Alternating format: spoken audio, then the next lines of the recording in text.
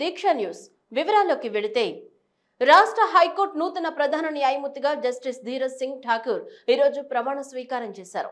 విజయవాడలోని తుమ్మలపల్లి కళాక్షేత్రంలో జరిగిన కార్యక్రమంలో గవర్నర్ అబ్దుల్ నజీర్ ఆయనతో ప్రమాణ స్వీకారం చేయించారు. ఈ కార్యక్రమానికి ముఖ్యమంత్రి వైఎస్ జగన్మోహన్ రెడ్డి ముఖ్య అతిథిగా హాజరయ్యారు. అదేవిధంగా శాసన మండలి చైర్మన్ కొయ్యే మోషన్ రాజు, శాసన మండలి డిప్యూటీ చైర్మన్ జకియా ఖానం, ప్రభుత్వ ప్రధాన కార్యదర్శి doctor KS Jawahar Reddy, DGP KV Rajendranath Reddy, ఉప ముఖ్యమంత్రి బూడి ముత్యాల నాయుడు, హోంశాఖ మంత్రి తానేటి వనిత, జలవనరుల శాఖ మంత్రి అంబటి రాంబాబు, ఇతర ప్రజా ప్రతినిధులు, న్యాయవాదులు, ఉన్నతాధికారులు పాల్గొన్నారు. హైకోర్టు ప్రధాన న్యాయమూర్తిగా ప్రమాణ స్వీకారం చేసిన జస్టిస్ ధీరజ్ సింగ్ ఠాకూర్ ను తొలుత గవర్నర్ పుష్పగుచ్చం ఇచ్చి అభినందించారు. అనంతరం ముఖ్యమంత్రి వైఎస్ జగన్మోహన్ రెడ్డి శాలువా కప్పి పుష్పగుచ్చం ఇచ్చి అభినందనలు తెలిపారు. I, Dheeraj Singh Thakur, having been appointed Chief Justice of the High Court of Andhra Pradesh, Chief Justice of the High Court of Andhra Pradesh, do swear in the name of God that I will bear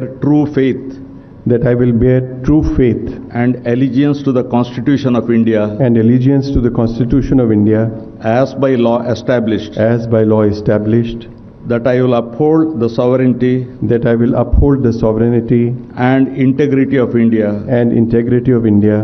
that I will duly and faithfully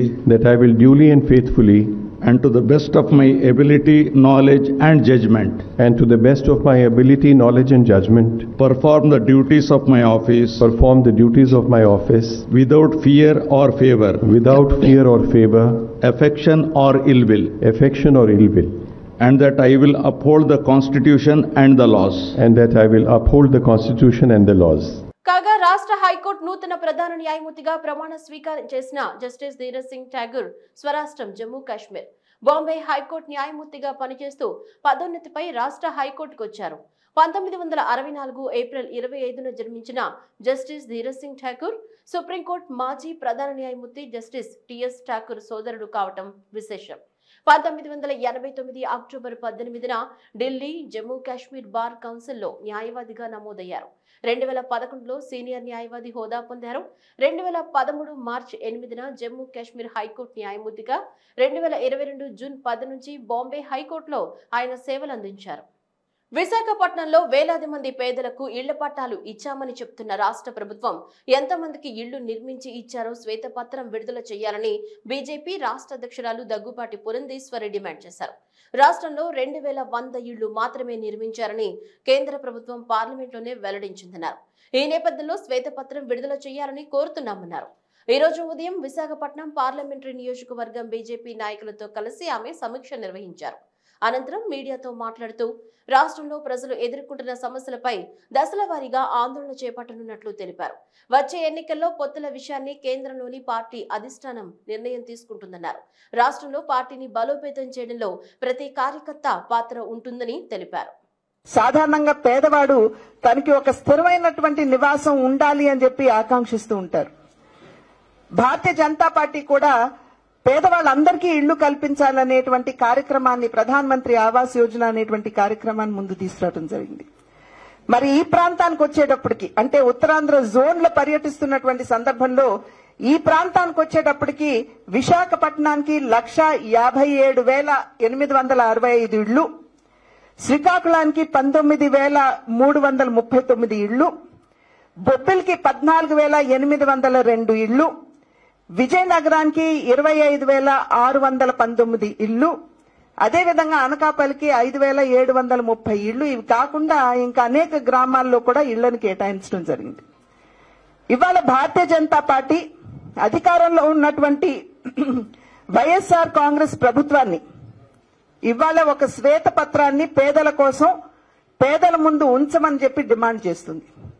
ఇన్ని ఇళ్లు ఈ ప్రాంతానికి కేటాయించినటువంటి సందర్భంలో మీరు నిజంగా ఎన్ని ఇళ్లు కట్టించారు అనేటువంటి విషయాన్ని ఈ ప్రాంత ప్రజలకి చెప్పవలసినటువంటి బాధ్యత రాష్ట్ర ప్రభుత్వానికి ఉన్నది. ఒక 2 రోజుల క్రితం మంత్రి గారు ఇచ్చినటువంటి సమాధానం మీడియాలో కూడా వచ్చినటువంటి విషయం మనందరికీ తెలుసు. 1,80,000 ఇళ్లని రాష్ట్రానికి ఇచ్చినట్లయితే రాష్ట్రం కేవలం 2100 ఇళ్లు నిర్మాణం మాత్రమే చేసింది అని చెప్పి కేంద్ర మంత్రి పార్లమెంట్ లో చెప్పినటువంటి జవాబు.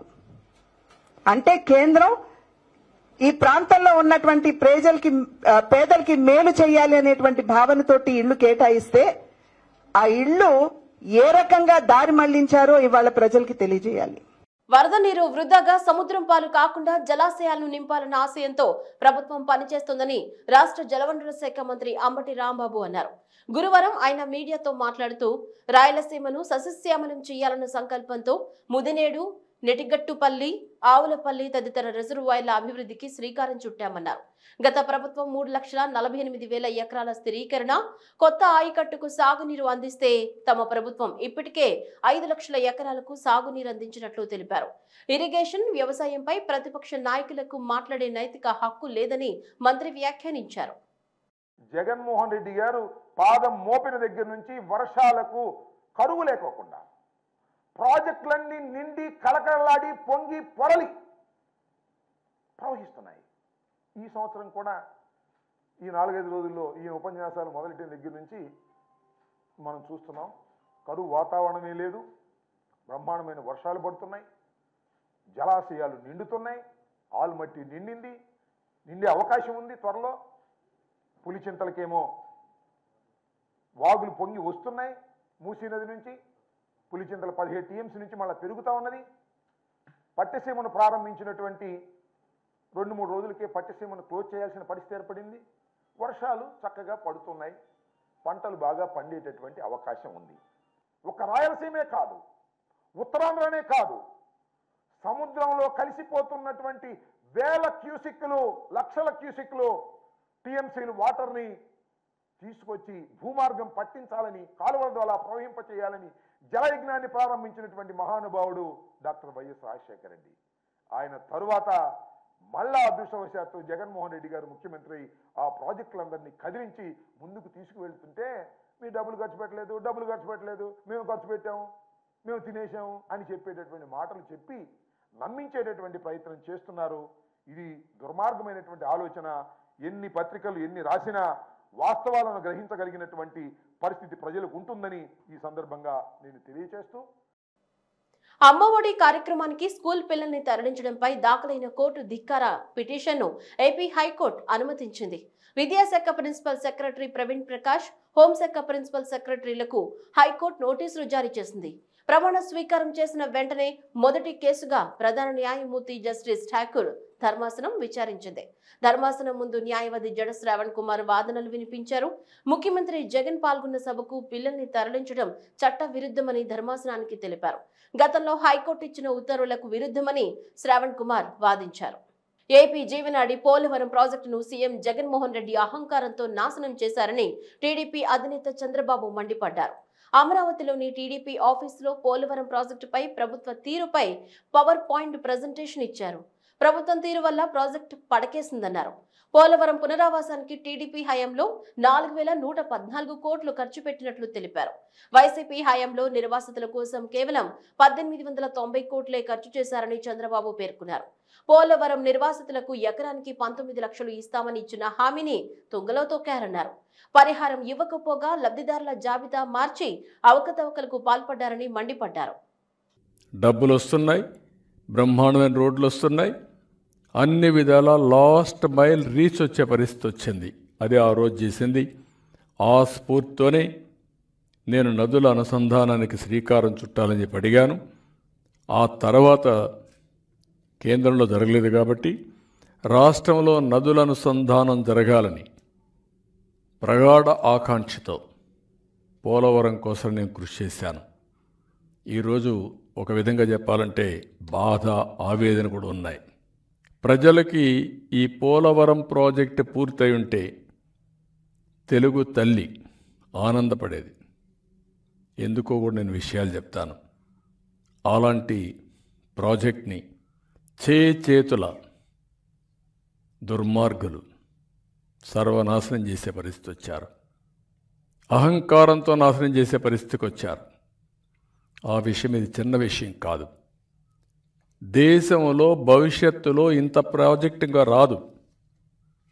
ప్రపంచంలోనే ఇంత ప్రాజెక్టు కట్టే అవకాశం కూడా లేదు. అతిపెద్ద ప్రాజెక్టు. అలాంటి ప్రాజెక్ట్ని పణంగా పెట్టారంటే చాలా బాధేస్తుంది. రాష్ట్ర ప్రజలందరూ కూడా ఆలోచించుకోవాల్సిన అవసరం ఉంది. అందుకే నేను పేరు పెట్టింది పోలవరానికి జగనే శని. ఈ శని పోతే తప్ప ఈ పోలవరం రాష్ట్రానికి వరం కాదు. జనసేన అధినేత పవన్ కళ్యాణ్ పై మహిళా కమిషన్ చైర్పర్సన్ వాసిరెడ్డి పద్మ వివాదాస్పద వ్యాఖ్యలు చేశారు. కనిపిస్తే ఎదురు పడితే లాగి లెంపకాయ కొట్టాలనిపిస్తుందని ఆగ్రహం వ్యక్తం చేశారు. సభ్యత ఉంది కనుకే నోటీసులు ఇస్తున్నామని, వాలంటీర్లపై చేసిన వ్యాఖ్యలకు మరోసారి నోటీసులు ఇస్తామన్నారు.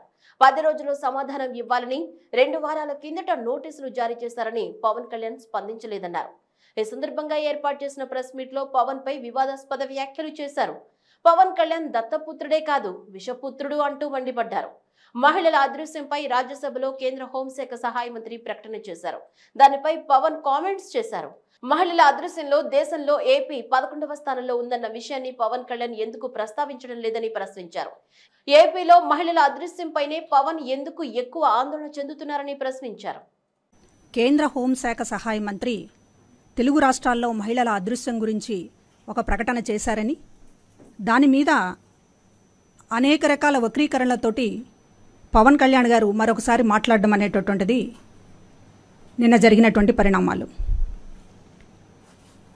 మహిళల అదృశ్యంలో మొట్టమొదటి స్థానంలో ఉన్నటువంటి మహారాష్ట్ర కానీ, ఆ తర్వాత ఉన్నటువంటి మధ్యప్రదేశ్ కానీ, ఆ తర్వాత ఉన్నటువంటి 10 రాష్ట్రాల జోలికి వెళ్లకుండా రాజ్యసభలో కేవలం తెలుగు రాష్ట్రాలకు సంబంధించినటువంటి మహిళల అదృశ్యం గురించి ఎంపీలు ఎందుకు ప్రశ్నలు అడగాల్సి వచ్చిందో,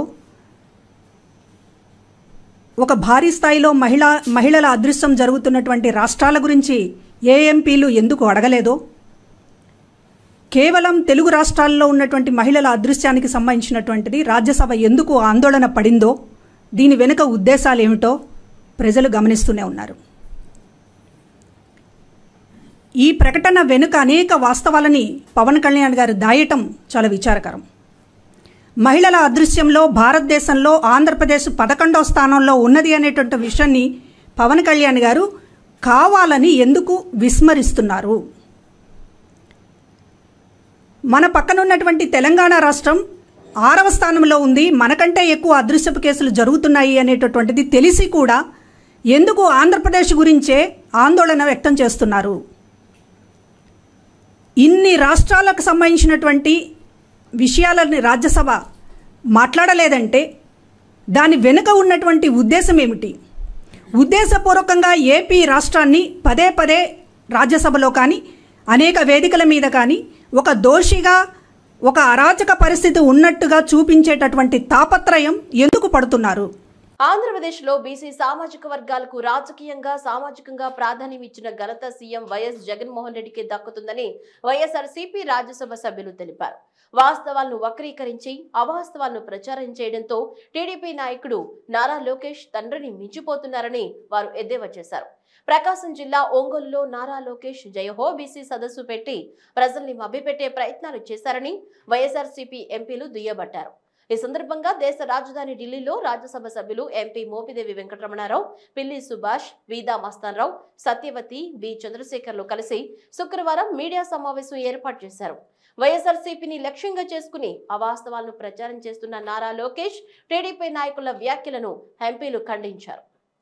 జగన్మోహన్ రెడ్డి గారు అవకాశం కల్పించారు. మీరు ఏనాడైనా ఇంత అవకాశం కల్పించారా బీసీ సామాజిక వర్గాలకు సంబంధించిన వ్యక్తులకి? శాసనసభ్యులు 31 మంది, 12 మంది ఎమ్మెల్సీలు, 56 మంది బీసీ కార్పొరేషన్లు, స్థానిక సంస్థల ఎన్నికల్లో మున్సిపల్ కార్పొరేషన్లుగా 98 మంది, 9 మంది జడ్పీ చైర్మన్లు.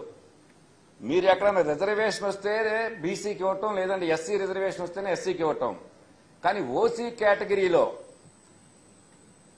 9 మంది జడ్పీ చైర్మన్లను కేటాయించి నియమించినటువంటి పరిస్థితి ఏనాడన్నా మీ ప్రభుత్వాల్లో ఉందా? అది రిజర్వేషన్, బీసీ రిజర్వేషన్ కావచ్చు, ఓసీ కేటగిరీ కావచ్చు. 9 మంది బీసీ సామాజిక వర్గానికి సంబంధించి వివిధ కులాలకు సంబంధించినటువంటి వ్యక్తులకు రాజకీయపరమైన ప్రాధాన్యత ఇచ్చినటువంటి పరిస్థితి. హరిత ప్రకాశం లక్ష్య సాధనకు ప్రతి ఒక్కరూ మొక్కలు నాటాలని ప్రకాశం జిల్లా కలెక్టర్ ఏఎస్ దినేష్ కుమార్ అన్నారు. జగనన్న హరితవనాలు కార్యక్రమంలో భాగంగా ఈ రోజు ఒంగోలులోని ప్రభుత్వ పాలిటెక్నిక్ కళాశాల కేంద్రీయ విద్యాలయంలో ఒంగోలు మేయర్ గంగాడ సుజాత, కలెక్టర్ దంపతులు, జాయింట్ కలెక్టర్ దంపతులు మొక్కలు నాటారు. తొలుత ప్రభుత్వ పాలిటెక్నిక్ కళాశాల ప్రాంగణంలో అధికారులు ప్రజలతో కలిసి 500 మొక్కలు నాటారు. అనంతరం కేంద్రీయ విద్యాలయంలో కూడా మొక్కలు నాటారు.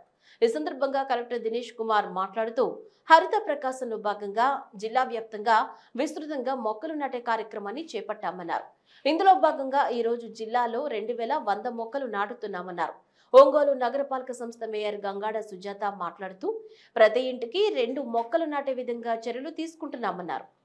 ఈ మొక్కలు నాటడం ప్రోగ్రాము ఈ గవర్నమెంట్ పాలిటెక్నిక్లో మొక్కలు నాటడం ఇక్కడ నుంచి స్టార్ట్ చేశాము. ఇవాళ ఒక 2100 మొక్కలు, ఒక 500 ఇక్కడ ఒంగోలు నగరంలో అండ్ దర్శిలో 1600 మొక్కలు కూడా దర్శి నగరంలో చుట్టూ అక్కడ ఉంటున్న గ్రీనింగ్ ఆఫ్ ప్రకాశం కింద చేయడం జరుగుతుంది.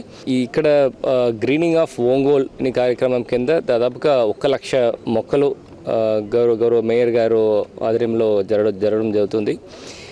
ఇప్పటికే ఒక 10,000 కంటే పైన ఇది నాటడం జరిగింది. ఇప్పుడు ఇది వర్షాకాలం వలన ఈ టైం పెడితే సర్వైబిలిటీ ఎక్కువ ఉంటుంది. తిరుపతిలోని శ్రీనివాస సేతు ఫ్లైఓవర్ వద్ద జరిగిన ప్రమాద ఘటన బాధాకరమని తిరుమల తిరుపతి దేవస్థానం పాలక మండలి బోర్డు చైర్మన్ వైవి సుబ్బారెడ్డి అన్నారు. తిరుపతి జిల్లా శ్రీకాళహస్తిలో విభిన్న ప్రతిభావంతులకు ట్రైసైకిళ్లను అందించారు. ఈ కార్యక్రమంలో శ్రీకాళహస్తి ఎమ్మెల్యే బియ్యపు మధుసూదన్ రెడ్డి పాల్గొన్నారు.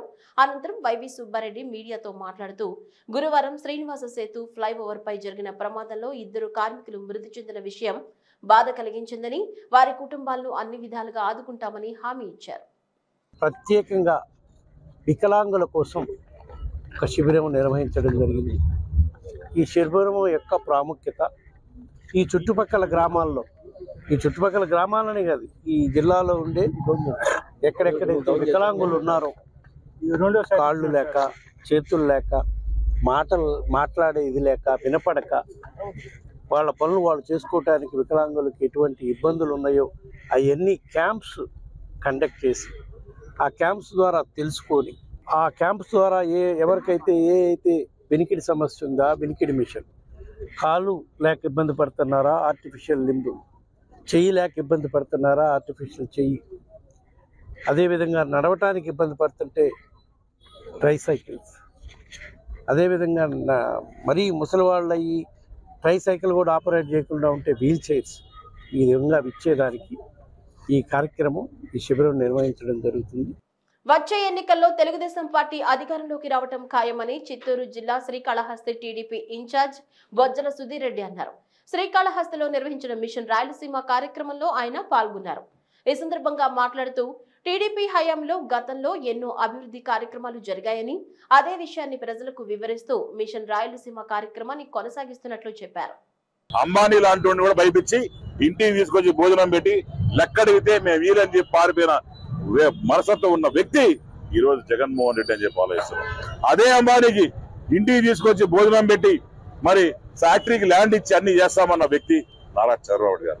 ఇవన్నీ వ్యత్యాసం ప్రజలు చూస్తా ఉన్నారు. ఎవరైతే చదువుకున్నారో, ఎవరైతే ఎంబీఏలు చేస్తున్నారో, ఎవరైతే ఎంసీఏలు చేస్తున్నారో, ఎవరైతే ఇంజనీరింగ్ చేస్తున్నారో వాళ్ళందరూ కూడా ఈ రోజు కనీసం లేబర్ కూలీకి పోయే పరిస్థితి వచ్చింది. మేమందరూ చెప్తున్నాం, రేపొద్దున మనం గెలిచిన తర్వాత సరిగా ఒక 30 నుంచి 40% మన లోకల్ వాళ్ళకే జాబ్స్ ఇవ్వాలని చెప్పి ఒక రూలు కాళహస్తిలో మాత్రం ఇంప్లిమెంట్ చేస్తా అని చెప్పి మీ మిత్రుల ద్వారా తెలియజేసుకుంటూ, మున్నేరు వరద ప్రవాహంతో ఎన్టీఆర్ జిల్లాలోని నందిగామ వద్ద హైదరాబాద్ విజయవాడ జాతీయ రహదారిపై నీరు చేరింది. దీంతో ఈ రహదారిపై వాహనాల రాకపోకలను అధికారులు నిలిపివేశారు. అయితే ఈ మార్గంలో వెళ్లే వాహనాలను ఇతర మార్గాల్లోకి మళ్లించినట్లు ఎన్టీఆర్ జిల్లా పోలీస్ కమిషనర్ కాంతిరాణ టాటా తెలిపారు. వరద నీరు తగ్గే వరకు జాతీయ రహదారి పైకి వచ్చే వాహనాలను దారి మళ్లించామన్నారు. హైదరాబాద్ నుంచి విశాఖపట్నం వెళ్లే వాహనాలను నార్కెట్పల్లి, మిర్యాలగూడ, దాచేపల్లి, పిడుగురాళ్ల, గుంటూరు, విజయవాడ, ఏలూరు, రాజమండ్రి మీదుగా మళ్లించామన్నారు. విశాఖపట్నం నుంచి హైదరాబాద్ వెళ్లే వాహనాలను రాజమండ్రి, గుంటూరు, పిడుగురాళ్ల, దాచేపల్లి, నార్కెట్పల్లి మీదుగా మళ్లించినట్లు తెలిపారు. 5 రోజులుగా మన ఏపీ, తెలంగాణలో కురుస్తున్న భారీ వర్షాల కారణంగా ఇప్పుడు హైదరాబాద్ విజయవాడ మధ్య ఉన్న NH నేషనల్ హైవే 65 ఈ నందిగామ మండలం కీసర దగ్గర ఆ రివరు హైవే మీదకి వచ్చి ఓవర్ఫ్లో అవడం జరుగుతుంది. అది మధ్యాహ్నం అరౌండ్ 5 o'clock నుంచి ఆ కీసర దగ్గర ఈ మున్నేరు వాగు అది ఓవర్ఫ్లో అయ్యి ఆ రోడ్డు ప్రస్తుతానికైతే బ్లాక్ అయిపోయింది. అంటే వెహికలర్ మూవ్మెంట్ ఆ రోడ్లో వెళ్ళడానికైతే లేదు. అంటే basically from Vijayawada to Hyderabad via NH 65 as of now traffic is not allowed in not permitted. ఎందుకంటే కీసర్ గ్రామం దగ్గర మున్నేరు వాగు ఆ రోడ్డు పైకి వచ్చి ప్రవహిస్తుంది కాబట్టి. సో దీని దృష్ట్యా ఇప్పుడు విజయవాడ నుంచి హైదరాబాద్ వెళ్ళాలి అంటే కంపల్సరీగా మనం గుంటూరు వెళ్ళాల్సి ఉంటుంది. ఇప్పుడు వైజాగ్ నుంచి ఎవరైతే హైదరాబాద్ వెళ్ళాలనుకుంటున్నారో యూజువల్గా వాళ్ళు జంగారెడ్డిగూడెం, అసరావుపేట, ఆ తర్వాత ఈ మన కల్లూరు, ఖమ్మం మీదుగా వెళ్తారు. ప్రధానమంత్రి నరేంద్ర మోదీ 9 ఏళ్ల పాలన పూర్తయిన సందర్భంగా బీజేపీ మహిళా మోర్చా ప్రవాస్ కార్యక్రమాన్ని చేపట్టిందని తెలంగాణ మహిళా మోర్చా రాష్ట్ర కార్యదర్శి జ్యోతి తెలిపారు. అందులో భాగంగా వైఎస్ఆర్ జిల్లాలోని పలు అంగన్వాడీ కేంద్రాలను ఆమె సందర్శించారు. కేంద్ర ప్రభుత్వం అమలు చేస్తున్న పలు పథకాల తీరును అడిగి తెలుసుకున్నారు. ఈ రోజు రేపు దేశవ్యాప్తంగా ఈ కార్యక్రమం జరుగుతుందన్నారు. ఆంధ్రప్రదేశ్ భారతీయ జనతా పార్టీ మహిళా మోర్చా తరపున ప్రవాస్ అనే కార్యక్రమం చేపట్టింది. ఆంధ్రప్రదేశ్లో 18 జిల్లాల్లో ప్రవాస్ అనే కార్యక్రమం జరుగుతూ ఉంది 28, 29 తారీఖులలో. అయితే ఒక్కొక్క జిల్లాకు ఒక్కొక్క రాష్ట్ర నాయకురాలు దేశం మొత్తం నుంచి ఎక్కడ నుంచైనా ఒక్కొక్క రాష్ట్ర పదాధికారిని ఒక్కొక్క జిల్లాకు గెస్ట్గా పంపించి అక్కడి మహిళల యొక్క అంగన్వాడీలు అయితేనేమి, తర్వాత ఆశా వర్కర్లు అయితేనేమి అన్ని కార్యక్రమాలలో పాల్గొని కడపలో ఇప్పటి వరకు అంగన్వాడీల సందర్శన అయింది. బీసీ హాస్టల్ను, SC ST హాస్టల్ను సందర్శించడం, అక్కడ వాళ్ళకి అన్ని వసతులు ఉన్నాయా, టాయిలెట్స్ ముఖ్యంగా మహిళలకి ఎట్లుంటుందంటే ఆడపిల్లలకు టాయిలెట్స్ సౌకర్యం ఉందా, వాళ్ళకి ఫుడ్ ఎలా అందిస్తున్నారు, కావలసిన మౌలిక సదుపాయాలన్నీ ఉన్నాయా లేదా అని తెలుసుకోవడం జరిగింది. అంగన్వాడీ పిల్లలను కలవడం జరిగింది. కొత్త ఓటర్లను కలవడం, వాళ్లకు నరేంద్ర మోడీ గారికి ఓటు ఇవ్వమని చెప్పడం జరిగింది. పురాతన ఆలయాల సందర్శన జరిగింది. హస్త కళాకారులకు, చేనేత కళాకారులకు ప్రజలు చేయూతనివ్వాలని చిత్తూరు RDO రేణుక కోరారు. చిత్తూరులో కళాభారతి చేనేత హస్తకళా మేళాను ఆమె ప్రారంభించారు. ఈ సందర్భంగా ఆమె మాట్లాడుతూ చేనేత హస్త కళాకారులు ఒక సంఘంగా ఏర్పడి వారు తయారు చేసిన హస్తకళా ఉత్పత్తులను రాష్ట్ర వ్యాప్తంగా విక్రయించేందుకు ప్రభుత్వ సహాయంతో ఒక వేదికను ఏర్పాటు చేసుకున్నారని తెలిపారు. ఆగస్టు 15వ తేదీ వరకు ఈ హస్తకళా మేళా కొనసాగుతుందని తెలిపారు. కళాభారతి చేనేత హస్తకళా మేళా సంఘానికి సంబంధించిన మన కళాకారులు ఒకటిగా ఏర్పడి వాళ్ళు తయారు చేసిన మన ఇంటికి అవసరమైన అన్ని అవసరాలు అన్నిటికీ సంబంధించిన అన్ని వస్తువులను వాళ్ళు తయారు చేసి మనకు ఈరోజు ఇక్కడ ఈ రోజు నుండి నెక్స్ట్ మంత్ 15వ తేదీ 8వ నెల వరకు ఇక్కడ హస్తకళ ప్రదర్శించబడుతుందన్నమాట. ఊరు ఏమేమి కొనుక్కోవాలని ఇంటికి సంబంధించిన అన్ని వస్తువులు ఇక్కడ అమ్మబడుతుంది. శ్రీకాకుళం జిల్లా సంతబొమ్మాళి మండలంలో మేఘవరం పంచాయతీ, పాత మేఘవరం, మరువాడ పంచాయతీ D మరువాడ మధ్యన సముద్ర తీరానికి భారీ అరుదైన చేప బ్లూ వేల్ చనిపోయి గురువారం కొట్టుకొచ్చింది. సుమారు 25 అడుగుల పొడవు, 5 టన్నుల బరువు ఉంటుంది. అయితే ఈ చేపలు బంగాళాఖాతంలో చాలా అరుదుగా ఉంటాయని, లోతు లేని నీటిలో చేరి చనిపోయి ఉండవచ్చని మత్స్యకారులు భావిస్తున్నారు. అయితే భూమిపై ఉన్న అత్యంత భారీ జాతుల్లో ఇది ఒకటే. అయితే ఇది సుమారుగా 5 టన్నులు మాత్రమే ఉండటం వల్ల ఇది ఆ జాతి చేప పిల్లగా భావిస్తున్నారు. ఈ చేప ఒడ్డుకు చేరిందని సోషల్ మీడియాలో షేర్ చేయడంతో చేపను చూసేందుకు పెద్ద సంఖ్యలో గ్రామస్తులు సముద్ర తీరానికి తరలి వస్తున్నారు. రాష్ట్రంలోని 4 ట్రిపుల్ ఐటీల్లో ప్రస్తుత విద్యా సంవత్సరంలో 765 సీట్లు మిగిలిపోయాయని ఛాన్సలర్ ఆచార్య కేశిరెడ్డి తెలిపారు.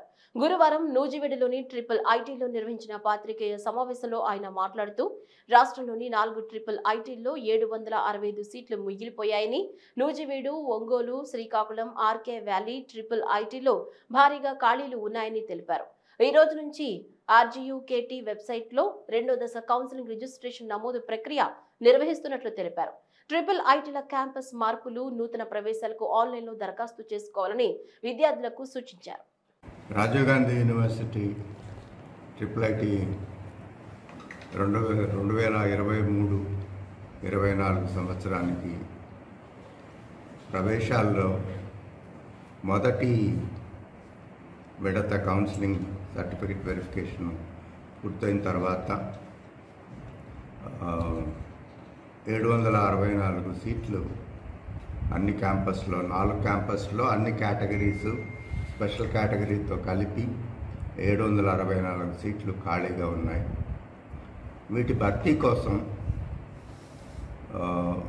వచ్చే నెల అంటే ఆగస్టు 9-10 తారీఖుల్లో 9-10 తేదీలలో నూజివీడు క్యాంపస్లో ఈ రెండో విడత కౌన్సిలింగ్ మాత్రం ఒక్క నూజివీడు క్యాంపస్లోనే జరుగుతుంది. ఆగస్టు 9-10 తేదీల్లో అందరూ అభ్యర్థులు ఎవరైతే ఇంతకుముందు రిజిస్ట్రేషన్ చేసుకొని సీట్ రాని వాళ్ళు మళ్ళీ రిజిస్ట్రేషన్ చేసుకోవాల్సిన అవసరం లేదు. అయితే రిజిస్ట్రేషన్ చేసుకొని ఫస్ట్ ఆప్షన్స్లో రాకుండా 2-3 ఆప్షన్స్ వచ్చిన వాళ్ళు క్యాంపస్ మారాలనుకుంటే వాళ్ళు మళ్ళీ రిజిస్ట్రేషన్ చేసుకోవాల్సిన అవసరం ఉంటుంది. ఈ వార్తలు ఇంతటితో సమాప్తం. తిరిగి మరొక బులెటిన్లో మళ్ళీ కలుసుకుందాం. అంతవరకు సెలవు. నమస్కారం.